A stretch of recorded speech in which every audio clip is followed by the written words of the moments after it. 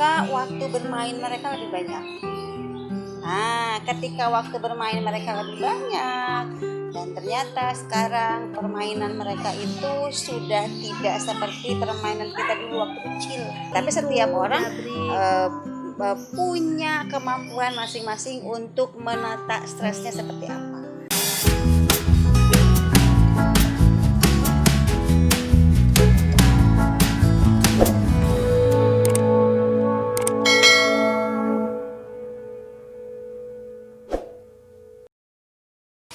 Assalamualaikum warahmatullahi wabarakatuh. Waalaikumsalam warahmatullahi wabarakatuh. Halo adik-adik semua, ayah bunda. Ketemu lagi di Link Kania Berkisah bersama Jabri. Seru, hari ini kita bertamu di rumahnya Bunda Nurhasana. Siapa Bunda Nurhasana itu? Bunda Nurhasana itu psikolog, tahu kakak. Masa kakak nggak kenal? Oh gitu. Nah kebetulan ya, tadi kita udah disuguhin mangga. Udah disuguhin apa lagi tuh Jabrik? Pokoknya seger. Ada es, kesukaan Jabrik, es kelapa. Enak. Ya udah, kita sapa yuk bundanya yuk. Ayo kakak. Halo bunda, apa kabar? Halo Jabrik, alhamdulillah bunda baik, sehat, walafiat. Alhamdulillah, masya Allah. Bunda makin cantik ya. Iya, bunda makin seger abis makan pempek dan mangga. Dan buah mangga jadinya segar. Makanan yang sehat Jabrik. Jabrik tanyain dong bundanya. Bunda, gimana kabarnya? Kegiatan selama pandemi apa saja yang dilakukan? Baik, alhamdulillah. Bunda sehat selama pandemi. Jabrik gimana? Jabrik bosen. Masa Jabrik belajarnya di rumah, terus nggak boleh ke mall, nggak boleh main-main. Jabrik bosen pakai masker. Males bunda. Alhamdulillah, berarti Jabrik punya masker ya ternyata ya. Iya dong punya. Alhamdulillah. Kan aku didapat itu dari sekolah, aku dikasih masker. Oke, iya. Baik ya, Bunda jawab ya. Kabar Bunda baik. Lalu juga kegiatan Bunda selama pandemi ini ya biasa, konseling. Lalu juga menerima klien-klien khusus ya. Artinya klien-klien kekerasan dan korban kekerasan dan lain sebagainya. Nah, waktu bulan Maret itu, Maret, April, Mei, Juni, Juli itu masih dalam kondisi online. Jadi semuanya online, konselingnya online, terus memberikan terapi sederhana ya, juga online karena kan ada beberapa juga yang nggak bisa online, harus offline. Nah, lalu juga mengisi acara-acara parenting atau juga narasumber juga online. Tapi kesininya nih setelah Juli, Agustus, September itu sudah mulai banyak yang offline.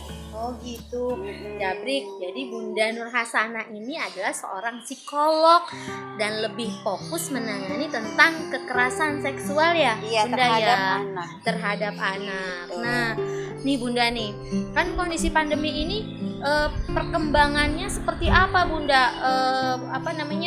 Tentang kekerasan seksualitas pada anak Nah, di masa pandemi ini. Betul. Jadi gini, anak-anak kan sekarang semuanya school from home gitu ya, sekolah dari rumah, PJJ, BDR, banyaklah istilahnya tentang PJJ dan BDR itu. Nah, karena anak-anak merasa bahwa sepertinya ini tidak sekolah, padahal sebetulnya sekolah kan, tapi di rumah, maka waktu bermain mereka lebih banyak. Nah, ketika waktu bermain mereka lebih banyak, dan ternyata sekarang permainan mereka itu sudah tidak seperti permainan kita dulu waktu kecil. Kita kan mainnya main congklak, main karet, main apapun itu ya yang kaitannya mainan untuk membangun sosialisasi antar teman. Sekarang itu wah ini agak serem nih. Sekarang lebih ke arah mainnya itu mereka main dalam tanda kutip main yang tidak bermoral ya.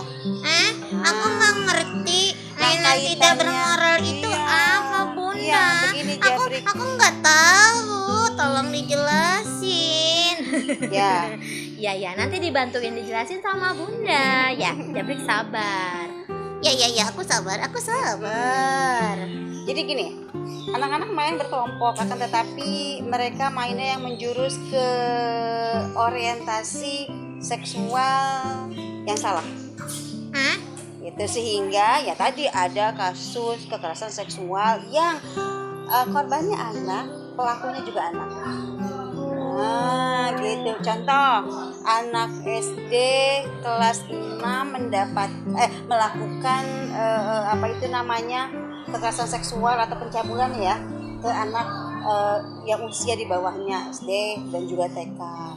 Anak SMP juga sama seperti itu, dan mereka laki-laki dengan laki-laki kebanyakan seperti itu. Nah, Jadi bermainnya mungkin begitu. mungkin berarti harus pengawasan orang tua itu Betul. harus lebih ya Bunda ya. Betul. Jabrik ingat nggak cerita salah satu beberapa sih ada orang tua yang cerita waktu itu ya, Jabrik ingat nggak? Oh iya, yang asik main layangan malam-malam. Terus Jabrik juga kan asik main layangan malam-malam kalau nggak salah. iya kan, soalnya kan itu Bunda kan nggak sekolah, jadi kan nggak perlu bangun pagi kan jadinya kan nggak apa-apa main malam-malam kan nggak sekolah pagi kan nggak apa-apa. Iya, nggak apa-apa, tapi kan tetap harus disiplin ya Bunda ya. Betul. Bangun pagi soal subuhnya kan nggak boleh kesiangan. Betul. Nah Bunda, jadi selama masa pandemi ini nih banyak orang tua yang mengeluh. Sedangkan mereka kan tetap harus absen katanya ya di jam 7 atau jam 7.30. Tapi kadang mereka suka meremehkan nih karena ternyata malam ini pada ngeluh nih, pada cerita orang tua malam tuh mereka masih pada asik main sampai jam 12, sampai jam 1, bahkan sampai jam 2 mereka masih asik main di luar. Iya sih, kadang ada yang main layangan. Nah, yang main gadget itu main game online juga. Iya, main game online. Jabrik lihat ya. Iya, aku lihat teman-teman aku asik main itu loh di luar di lapangan. Iya. Nah, terus akhirnya mereka nganggap nggak perlu bangun pagi Bunda. Akhirnya kesiangan, terus semuanya terbengkalai. Akhirnya kedisiplinannya pun hilang. Nah, itu gimana tuh Bunda? Nah, gini Kania dan juga Jabrik, itu sebetulnya jadi kendala semua orang tua ya. Dan termasuk saya mungkin. Karena memang kita saat ini dalam kondisi yang tidak biasa. Kan? Yang sebelumnya semua aktivitas sekolah itu pagi, pulang siang juga sore atau sore gitu ya. Dan apa itu namanya, orang tua juga bekerja masing-masing di kantor, ibu rumah tangga pun bekerja full di rumah mengerjakan pekerjaan rumah tangga. Tapi sekarang semuanya berubah dan semuanya diharapkan bisa untuk beradaptasi, termasuk tadi jam. Nah, seperti itu.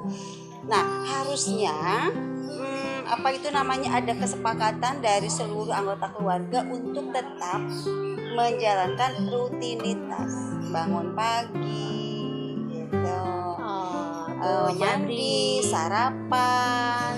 Tetap Nah, harus disiplin ya gitu ya Bunda.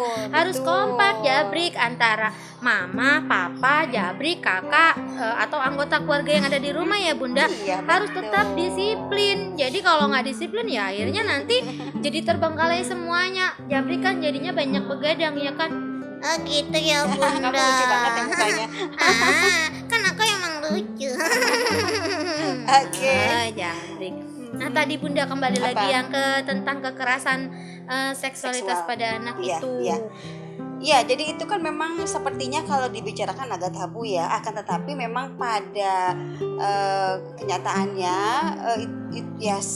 kalau menurut saya menyebutnya itu adalah bencana. Karena sudah banyak banget. Mungkin untuk bahas itu perlu bahasan tersendiri, perlu waktu sendiri. Karena luar biasa mengerikan gitu. Jadi anak-anak baru balik aja misalnya umur 13 tahun ya, laki-laki misalnya, itu sudah praktek seksnya itu ya anak-anak kecil yang juga cowok itu jadi korbannya. Jabrik. Nah sekarang tambah banyak nih di situasi pandemi ini yang nggak terasa bahwa sebetulnya ini kan sekolah, tapi karena waktunya lebih banyak bermain, akhirnya digunakan untuk itu sama anak-anak. Oh, astagfirullahaladzim. Ya Allah, berarti memang benar ya, harus betul-betul ada pengawasan Ya. dari semua pihak ya Bunda Betul, ya. betul. Dari orang tua, dari lingkungan sekitar, dari tetangga, yang harus terus mengawasi tentang kegiatan keseharian anak-anak kita, karena lebih banyak main di luar. Gitu tuh Jabrik. Bunda-bunda, Ya. nih kita kan nih nggak tahu ya mau sampai kapan pandemi ini berakhir. Terus juga emang kapan berakhir kita nggak tahu Jabrik. Makanya kita tanyain dulu nih. Terus juga kan sama kebijakan pemerintah yang Iya. sampai saat ini juga kita nggak tahu sampai kapan anak-anak akan kembali sekolah normal. Jabri kan kangen sama sekolah. Jabri kangen sama ibu guru, kangen sama bapak guru. Iya, kangen sama teman-teman. Kamu mah kangen main di sekolahan kayaknya. Iya, kan Jabri bisa main-main atau dengerin cerita dari ibu guru, dengerin kisah. Oh iya, Ya, itu kayaknya yang dirindukan sama betul, Jabrik ya. Iya. Nah, Bunda, Mm. pastinya akan berdampak negatif kan dari akibat WFH, school from home, PJJ, daring dan segala macam Ya. yang berjangka panjang lama ini kan, yang panjang ini waktunya, dan kita nggak tahu sampai kapan nih, pasti Ya. akan berdampak negatif Ya, tentunya ya Bunda betul, ya. betul, Nah betul. itu Kalau kita bagaimana seperti itu. menurut Bunda? Ya, yang pertama, pandemi corona atau COVID-19 ini kan ini masuk dalam kategori bencana ya. Bencana yang juga memang bukan cuma terjadi di Indonesia, tapi di seluruh dunia. Dan bencana ini, COVID ini, bencana virus ini, dampak stresnya lebih besar ya dialami oleh masyarakat, karena belum tahu sampai kapan tuh. Kalau tsunami itu, sudah tahu berakhirnya iya, kapan, itu ya kan? apa? Stres itu banyak yang gila dong. Iya, stres itu bukan berarti juga gila, tapi banyak tekanan yang akhirnya kalau tidak dirilis, kalau tidak ditata dengan baik, kalau tidak dilakukan konseling gitu kan. Nah, nanti dampaknya akan lebih parah lagi, depresi, lalu juga gangguan-gangguan psikis ya, kejiwaan yang lainnya. Gitu. Tapi setiap orang punya kemampuan masing-masing untuk menata stresnya seperti apa. Gitu. Kalau yang mampu menata stres, maka tidak akan terjadi lebih parah lagi. Gitu. Berarti harus bersabar dan menerima keadaan gitu ya Bunda Iya, ya. beradaptasi. Anak-anak gimana Bunda efeknya yang terus Oke. kelamaan? Iya, jadi kan semuanya Termasuk kan untuk Jabrik nih Bunda nih iya, dikasih tahu. betul. Jabrik juga sama mengalami itu ya. Makanya kan school from home, terus juga PJJ, BDR gitu. Semuanya dilakukan secara online, pakai handphone, pakai gadget gitu ya. Sebetulnya sih kita orang tua tidak perlu terlalu khawatir dengan dampak itu, karena anak-anak kita nih yang lahir tahun 95 ke atas gitu. Jabrik tahu apa sih lahirnya? Jabrik tahun berapa lahirnya? Aku Berapa umurnya ya? berapa ya? Apa ya? Jadi gini, yang lahirnya tahun 95 ke atas sampai detik ini gitu kan, itu kan masuk ke dalam generasi Z, di mana generasi Z itu ya mereka itu semuanya sangat akrab dengan gadget. Mereka sudah punya alamat email sendiri, Aku punya. punya Facebook sendiri. Aku punya channel YouTube juga kan. Nah, itu dia. Jadi memang generasi Z itu mereka melekat banget dengan gadget. Nah, sekarang bagaimana sih caranya supaya gadget itu dipahami sebagai literasi digital yang bermanfaat? Nah, gimana tuh Bunda? Berarti orang tua mau nggak mau harus menyesuaikan. Nah, orang tuanya nggak boleh kudet Iya, ya, harus betul. update. Harus Terus juga update. nggak boleh kalah sama anak-anaknya. Iya, Jangan anaknya betul. lebih pintar pegang gadget ketimbang orang tuanya. Iya. Ya Bunda ya. Pada Dan- dasarnya sih gini, ketika WFH ada, ketika SFH ada, berarti kan work from home, school from home. Jadi orang tua ada di rumah, anak ada di rumah. Nah, kerjaan tambahannya adalah yang mungkin kemarin-kemarin orang tua hanya fokus sama kerjaan, akhirnya keberfungsian orang tua sebagai orang tua sesungguhnya terganggu, maksudnya ada yang miss, ada yang hilang gitu. Nah, pandemi ini sebetulnya membawa dampak positif agar orang tua mau nggak mau mendampingi anaknya menggunakan gadget, sehingga gadget itu jadi literasi digital yang bermanfaat. Karena kan anak-anak walaupun mereka hidup di zaman gadget dan mereka adalah generasi Z yang memang akrab banget dengan gadget, akan tetapi kan perlu pendampingan dalam penggunaannya. Nah, betul. Berarti Jabrik nih kalau lagi main handphone ya Bunda harus diawasin sama ayah Bunda, sama mama papa gitu, nggak boleh sendirian. Iya, betul. Terus juga nggak boleh berjam-jam ya Bunda ya. Nah itu kan jadi gini, walaupun mereka akrab dengan gadget, orang tua kan lebih paham tentang norma, aturan. Nah itu loh orang tua bimbingannya di situ. Kapan harus bermain gadget, kapan harus bekerja dengan gadget, kapan harus istirahat, kapan harus makan, kapan harus sholat, kapan harus belajar, dan lain sebagainya. Nah berarti orang tua juga bisa sebagai guru di rumah ya Bun, yang mengawasi, membimbing bagaimana kegiatan yang anak-anak kita lakukan. Jangan sampai ada ini, nanti juga Bunda bisa kasih tips ya buat para orang tua agar lebih bersabar, karena banyak nih berita-berita di luar sana orang tua nggak sabar sampai ada yang melakukan tindakan kekerasan kepada anak karena anaknya nggak mau divideoin, karena anaknya nggak mau melaksanakan tugas atau gimana. Nanti Bunda boleh ya kasih tipsnya sedikit ya Bunda ya, untuk bagaimana menjadi orang tua yang lebih bersabar lagi di masa pandemi seperti sekarang ini. Ya Jabrik ya. Kalau mama aku sabar, baik sekali. Keren dong. Iya aku mamaku sayang sekali. Aku kalau malam mau tidur aku dibacain buku cerita dulu. Terus aku kalau bangun tidur juga aku dibacain buku kisah. Terus kalau itu kan sekarang kan Iya sabar, ceritanya sabar. Kita dengerin dulu Bunda ya. Kita dengerin Bunda Nur Hasanah memberikan tipsnya bagaimana untuk lebih bersabar lagi jadi orang tua. Ya baik, Jabri, Kak Nia, Bunda akan memberikan beberapa tips ya bagi para orang tua yang memang pada saat PJJ ini, di masa pandemik ini harus mendampingi anak-anaknya belajar di rumah. Tugasnya double gitu, menjadi orang tua juga dengan berbagai macam pekerjaan ya. Yang ibu rumah tangga mengerjakan pekerjaan rumah tangga, nyapu, ngepel, ngegosok dan lain sebagainya. Yang ibu bekerja di kantor pun mengerjakan pekerjaan kantornya. Nah, tentunya ini nanti akan berdampak secara psikologis terhadap ibu-ibu. Nah, kalau ini terjadi, maka yang pertama harus dilakukan adalah orang tua secara berkala gitu, atau di awal ya, mengumpulkan anak-anak, anggota keluarga untuk memberikan pemahaman bahwa sekarang kondisi kita berbeda. Sekarang saat pandemi. Jadi menarik secara kognitif ya, pemikiran anggota keluarga untuk memahami, menyadari bahwa sekarang kita di masa pandemi. Jadi kalau bahasa psikologinya mungkin ya kita katakan dengan mindfulness gitu, kesadaran penuh bahwa kita sekarang berada di masa pandemik yang dengan itu kita harus menyesuaikan ya.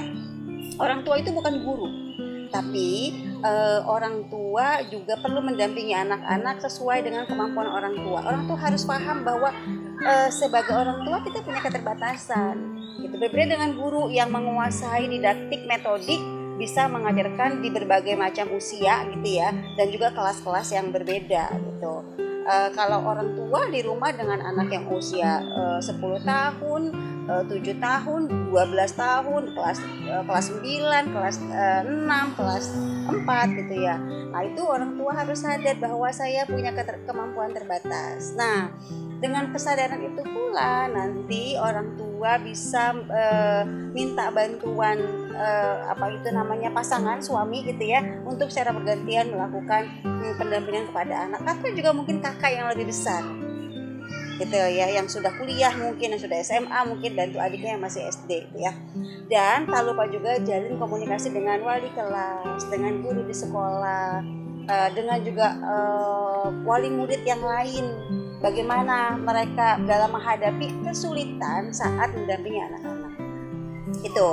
Nah, selanjutnya orang tua juga butuh refreshing, butuh me time, itu butuh penyagaran secara psikologis. Maka ada saat tertentu orang tua punya waktu tersendiri untuk leha-leha, untuk menikmati waktu santai, hanya sekedar minum kopi misalnya sama suami atau lain sebagainya. Dan kalau terasa emosi itu sudah mulai memuncak, karena kan kita seringnya lihat dari TV atau juga video-video yang beredar marahnya ibu terhadap anak dalam mendampingi belajar, atau juga ada yang sampai kejadian membunuh anak ya. Sebetulnya nggak ada orang tua yang mau membunuh anaknya, kan, tapi karena emosi yang begitu dahsyat sehingga jadi lingkaran negatif gitu, energinya tertumpah semua dengan kemarahan, akhirnya anaknya cedera dalam dan meninggal.